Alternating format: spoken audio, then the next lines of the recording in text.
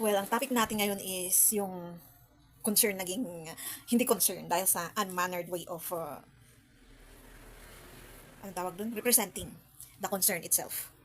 Yung magmumukhang bastos instead na concern because of not proper personality development. Dito ko na-realize yung yung sabi kong may nagpaparinig. May that person, nagparinig sila kasi alam nila ang consequences and karma na darating. Kaya na konsensya ang mga yun. Na kunwari ganito ganyan, pero ang lakas-lakas na naririnig mo. And iba rin ang pagkakaintindi ko. Kasi yung taong yun na wait, yung mga pinapakita niya in something na reaction, concern kaya yun? I just misunderstood it. If it's like that, I'll accept that part. Pero if we dig deep and parang wow, yung intuition ko, OMG. So baka ito ngayon. Parang confirmation. And it destroys the concern dahil sa not properly developed personality. The manners, attitudes, how you will connect to a person, kaya nagiging bastos.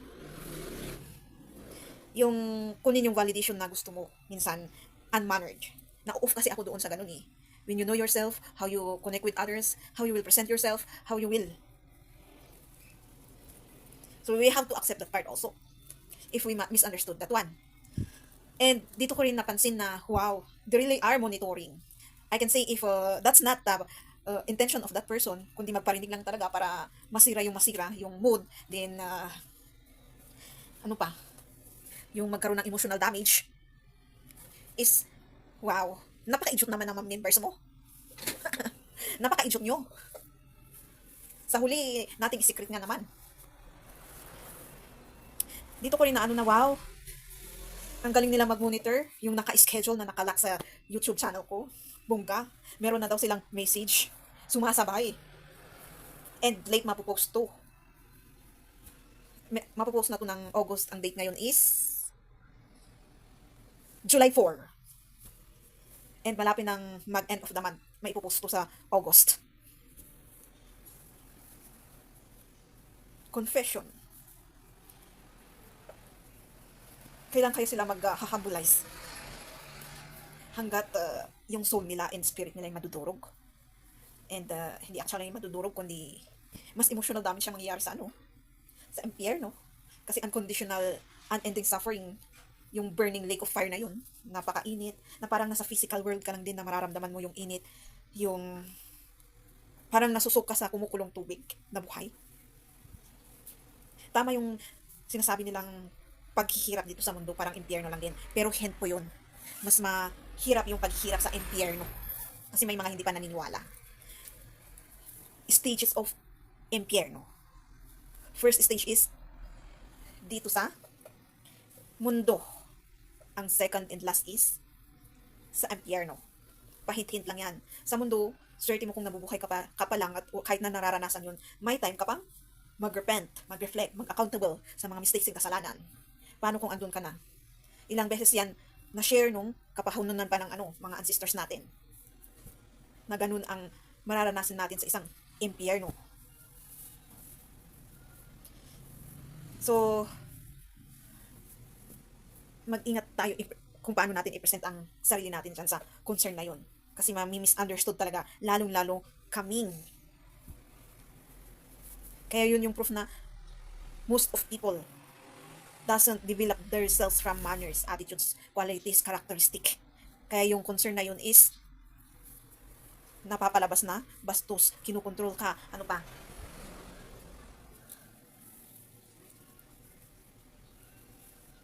Unhealthy na pag-uugali ng tao.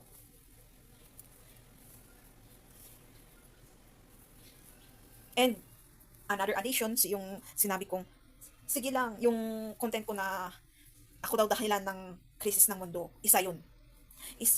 Mga isang rason lang din is yung mga mistakes and kasalanan natin. Ano pa? Yung tumitingin lang tayo sa materialistic world, hindi natin kinoconsider yung more beyond, yung side effects, bago natin gawin yung bagay sa materialistic world. Katulad ng pagpuputo ng kahoy, kasi may mga ipapatayo magagandang building, pero pag sa flood, di ba? Crisis and management. Kasi nakatutok lang sa materialistic world, kaya naglilid ng corruption. Nang hindi mo masosolve yung bagay na to, gumagawa ka ulit ng problem solving na unwise decision. Kasi kinonsider mo lang ang materialistic world na pananaw.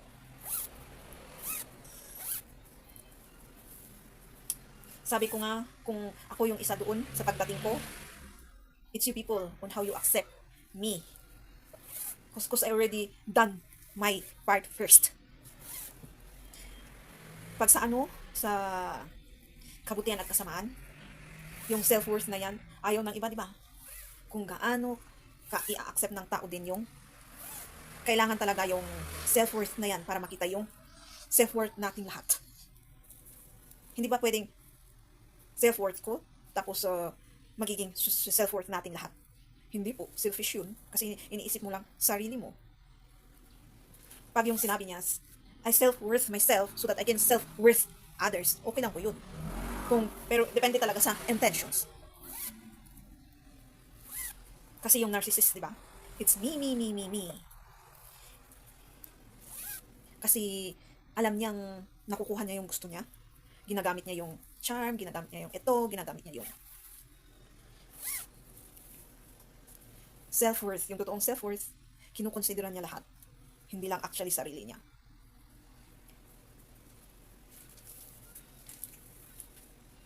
Yung may self-worth talaga is, nagsa-self-develop para maging others na. Alam niya na kung paano ang tamang pakikitungo sa ibang tao, yung effect ng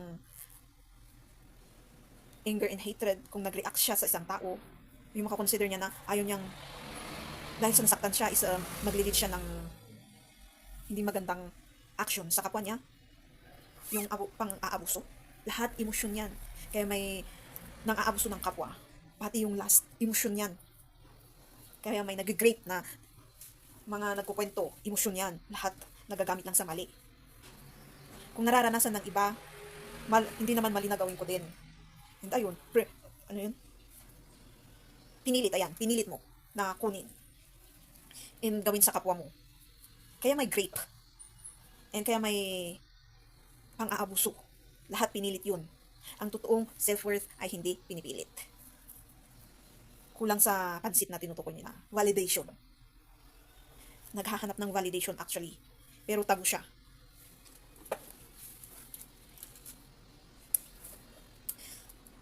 So, ayan. Reminder again, before ending this video, na kailangan natin i-develop yung manners, characteristic, attitude, value, moral natin bago natin maipalabas ang concern talaga na yan. Kasi misunderstood.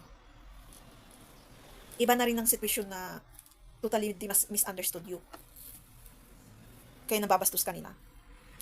Katulad ng pagsasalita ng katotohanan na nababastusan kayo, di ba? That's the selfish ego and pride na as a tao, ayaw nating ibaba and i-realize muna bago tayo mag-react. In sabihin, binabastos ka ba talaga? Or nag-a-advise lang, or nagkukwento lang kung anong experience niya.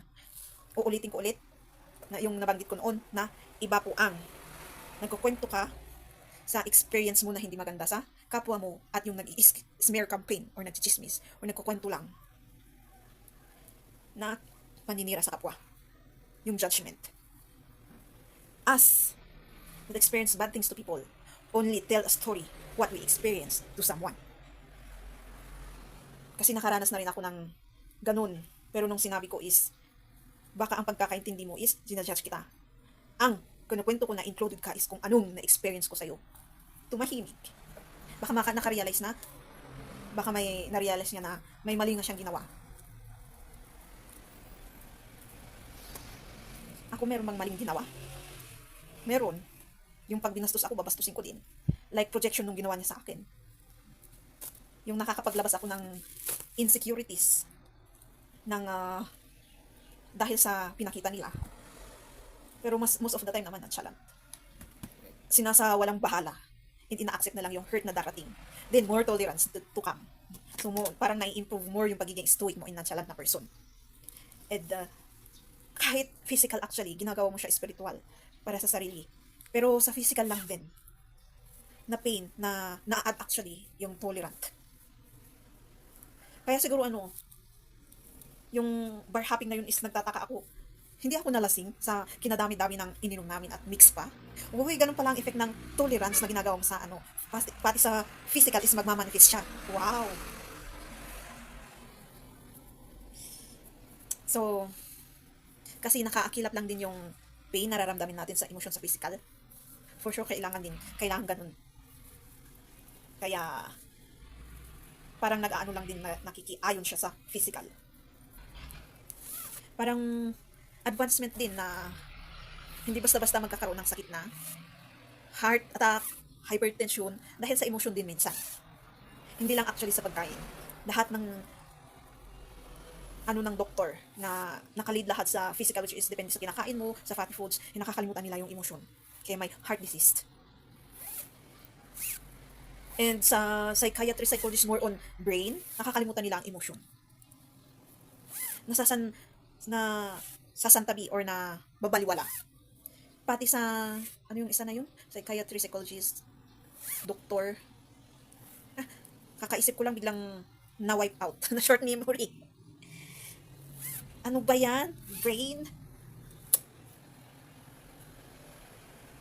Wait lang, isipin ko muna.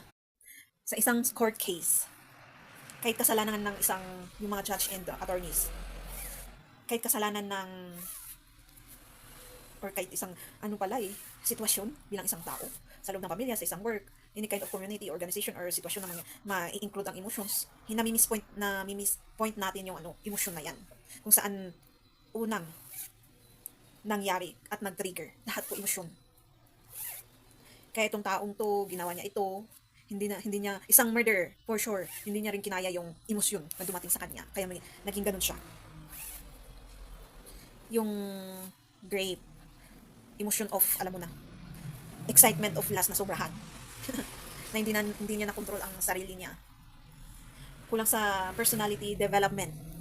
And dahil doon nawala na yung respeto sa sarili na gagawin yun, hindi niya alam yung kaakilap ng bad consequences in karma. Kailangan talaga din yung i-add yung ganun, hindi lang sa psychologist, kasi mostly natin natatakal yung consequences in karma sa psychologist or psychiatrist. Wala sa ibang subject.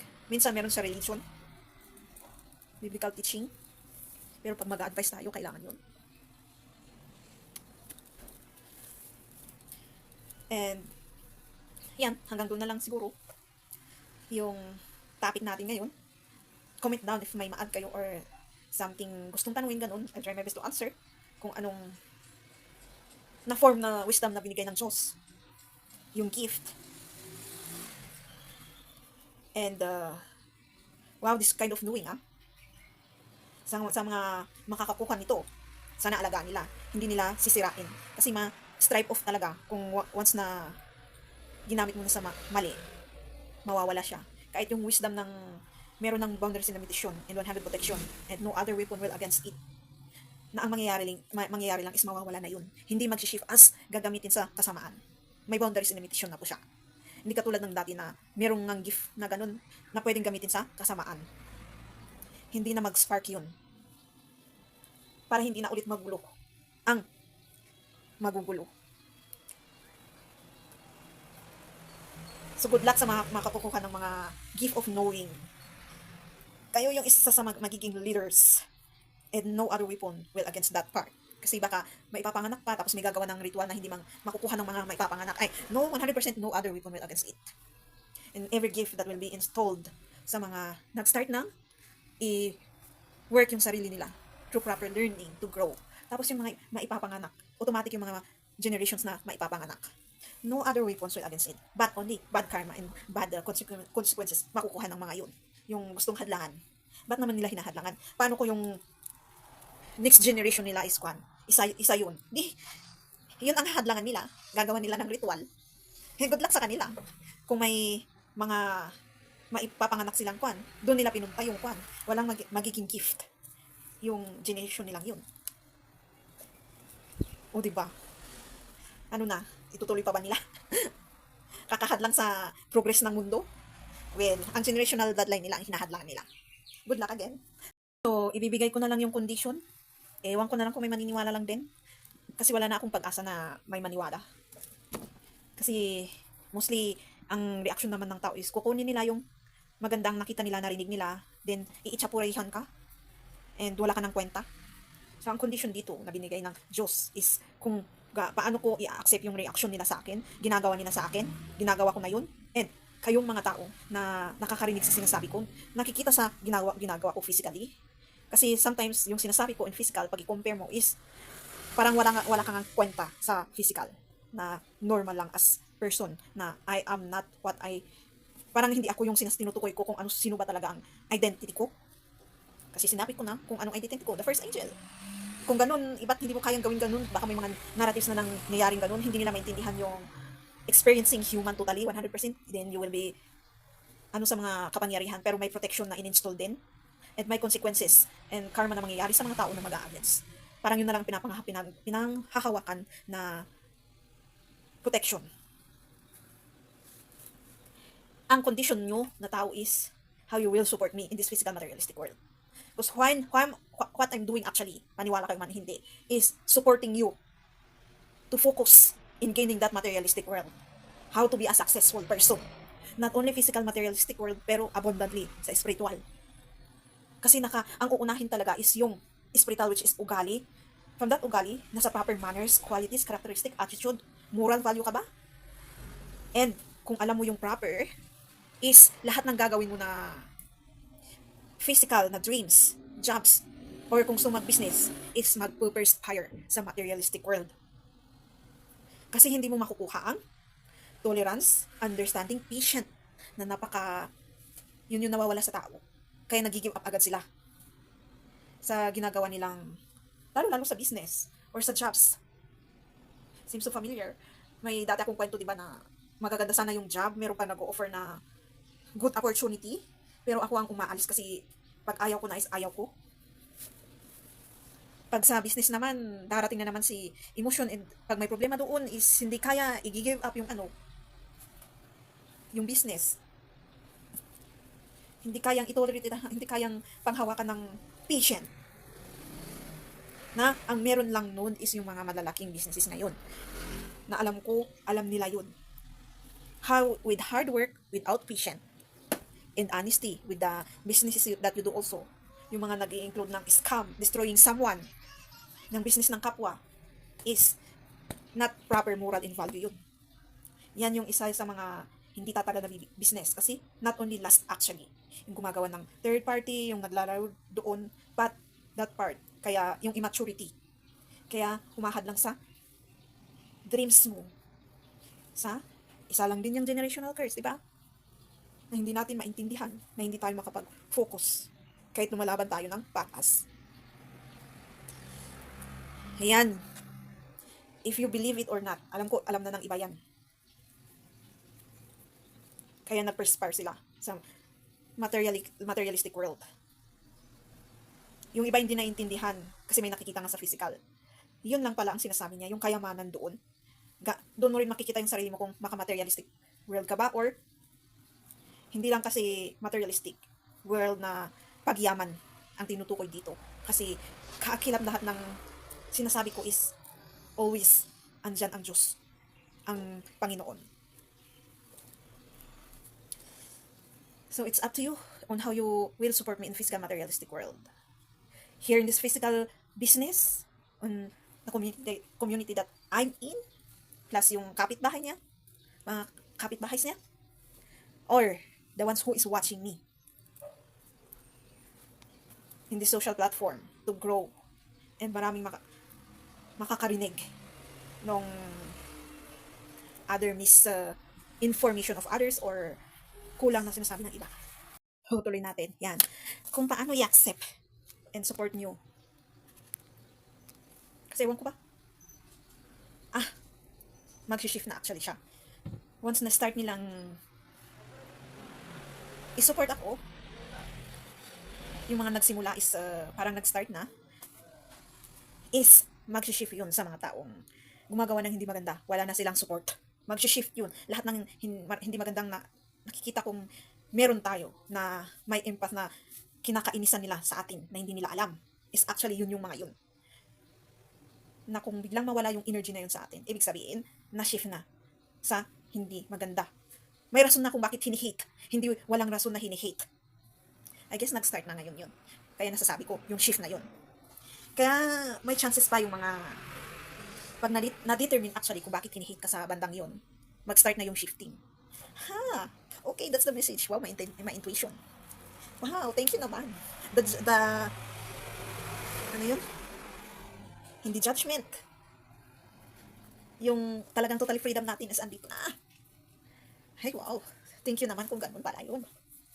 Pero, I guess, gagawa ulit ng paraan na ma-maintain yung energy na yun. Sa, gagawa ng ritual, gagawa ng ganito. No, pray for that. Not no other weapon will against it 100%. Kundi, yung gagawin nila is para sa kanila. Mas lalong lalakas na mag-shift sa kanila. And, magra-rush pa. 100% boundaries, limitation, and 100% protection. And no other weapon will against it. Amen. Okay, now na we determined that part, nandyan na naman yung ano, yung kakaibang saya. Pag naramdaman mo yung freedom ulit na yun, freedom doon sa part na yun. So may chances sila. Kasi sinasabi ko. And no other weapon will against it kahit sinasabi ko. 100%. Confession nga para maging patas ng laban. Kung meron ka mang kasalanan, the best is magbago ka. Be accountable at that part. And gawin mo talaga yung development through yourself to grow and learn your lesson.